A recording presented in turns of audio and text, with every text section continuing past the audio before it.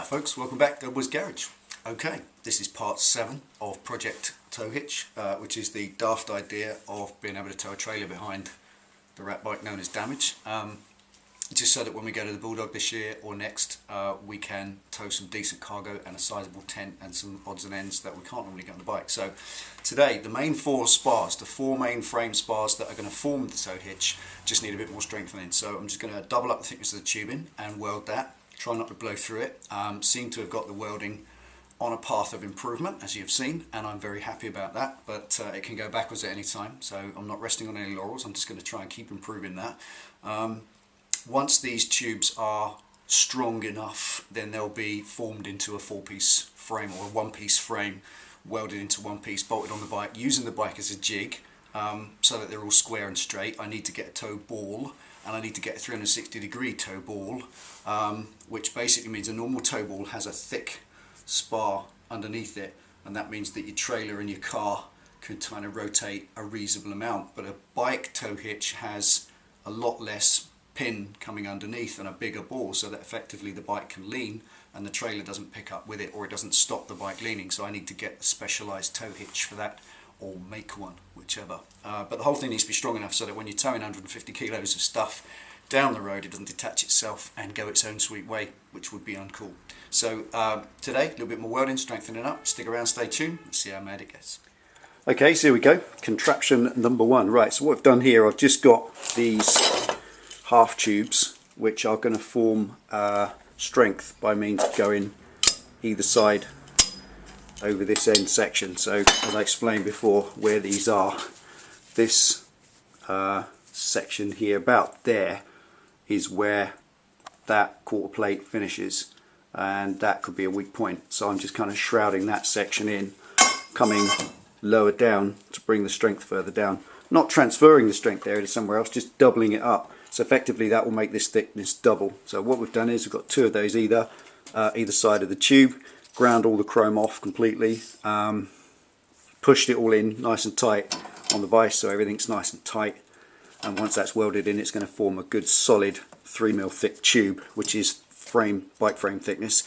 What I've also done on this one, pulled the end in because there's a slight taper where the welds are under this end, and on here I've stuck a copper heatsink in, which hopefully will serve the purpose of removing some of the heat from this tubing to prevent it blowing through. It will just draw the heat down and take it away. So if you're not sure what that does, just look up heatsink, etc. Copper's pretty good, highest conducting metal next to solid gold, and it will remove the heat from the job, so hopefully prevent blow through, because I want to weld this all the way up and make it look like a half decent weld. So there we go, that's everything set up, welder's all set up, let's get cracking.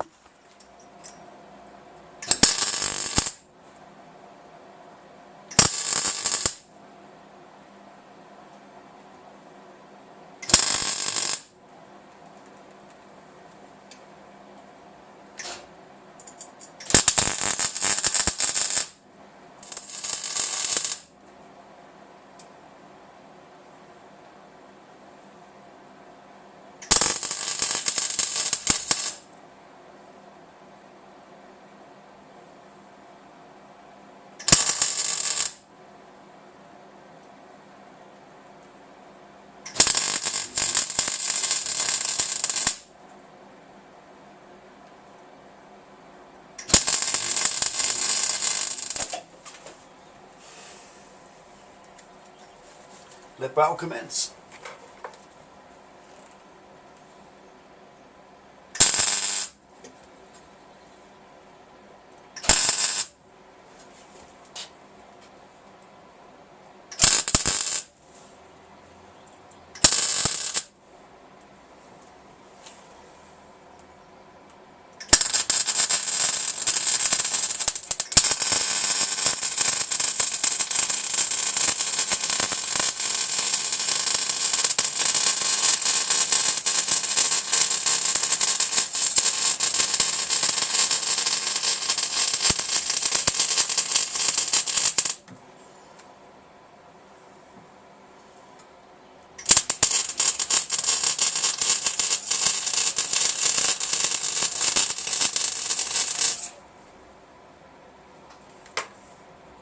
Success Mundo.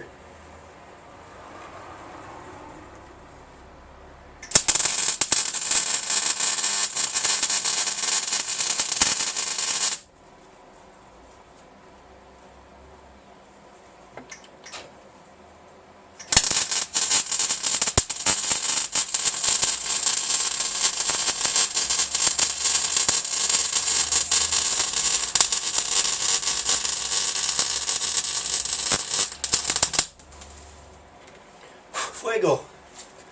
Okay, missed it there.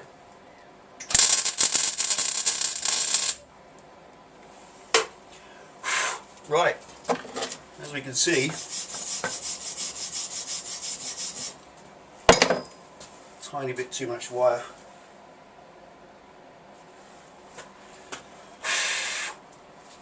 Spin it over.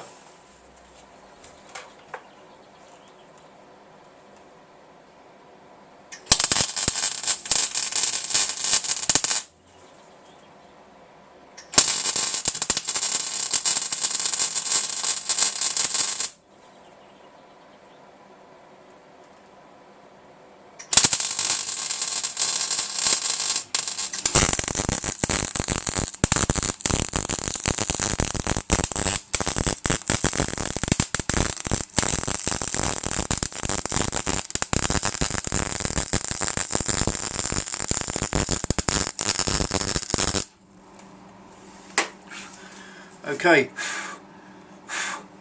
obviously that's not a nice C pattern, but oops, going along this sheet metal, all I can do is turn the power up and then just get along it quick. If I dwell on it to do a nice C pattern, it just blows through. So that seems to be the right way, and you're getting a decent penetration as well. So I've got a couple of little gaps there just to tack over. There's another one done.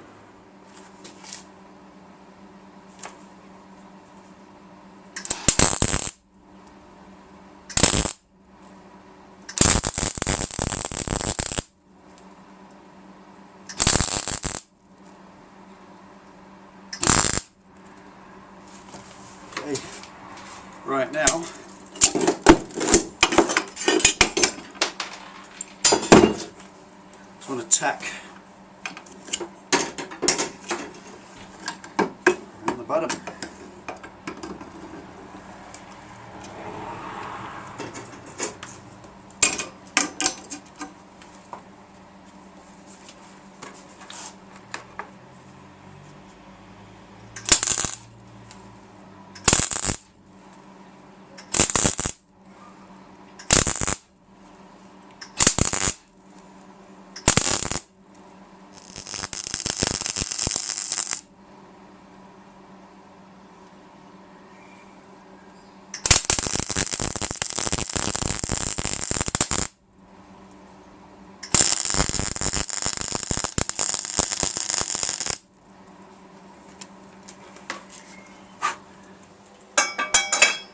Go. Right. Okay, look at this. Now, picking out the principle that this has been sheet metal. This isn't as good as the welding the other day, but to be honest, I've never welded sheet metal this good. That one was a double one. So just put a double row over that, and you can kind of see, that's still hot, you can kind of see on the edge of the metal that that's melted in completely. The actual shiny bit there, that's just literally melted itself in, so there's proper penetration. That is solid as a rock now. It's not even tube like, it's more like a bar, so that's cool. Right, so I've got to get a brush, clean all those up, get a grinder, take off any little sharp bits and bobs, bits of wire that stuck out, make them good so they look like.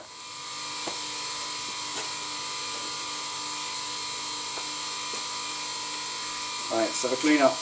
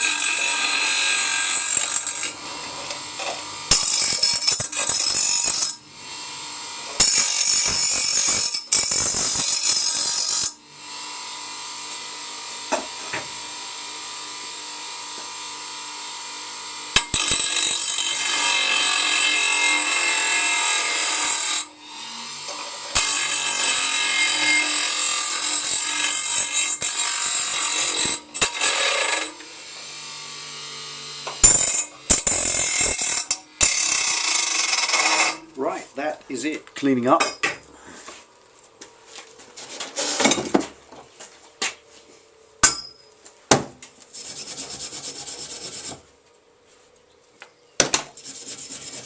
The slag off. Get off, you slag. You slag. Right, there we go.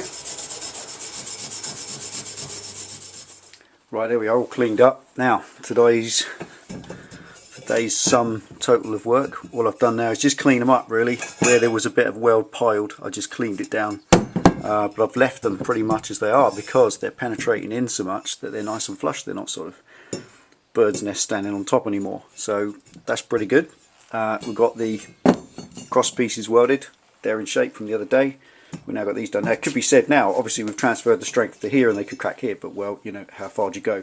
They are obviously going to get webbed in that joint there. I'm going to pop a little web in there which will stop it opening up, and there'll be an element of stress on this point here now because we've transferred it down. This is double thickness, so who knows, you know, there will be an element of research and development as you go along. So as I ride it, if I see a crack, I'll keep a monitor on it, then I can just weld it up and strengthen that part. It's just a case of make it up as you go along. So there we go. They're not brilliant welds on these, they really aren't. Would have been lovely to have done a nice stack of nickels as it goes, but with these are just 1mm tube, remember, very thin. You know, if this was sheet metal you can't weld, and I was getting a nice speed all day long. The secret being to get the power up enough so it melts and then keep moving quick enough so you're off it. Twice I think on the whole, what is it, 1, 2, 4, 16 runs of weld. Out of all of those I've managed just twice. Once on this one and once on that one, just to blow through it, and all I did was feed some wire through the hole and then zap it 3 or 4 times to make it nice and plugged. So really I think I did okay, really, just learning as I go. These welds are ugly, they're ugly, but they work and they're very strong. One point, you can see it, I think I've zapped it all off with a brush now, but they all went purple. Everything went purple around the outside. The penetration's really good and they are strong. I mean, these are like bars now, they're starting to weigh a bit, so I've got to wash it. Got some drill bits now, decent quality ones, and that means I can zap these holes out 8mm.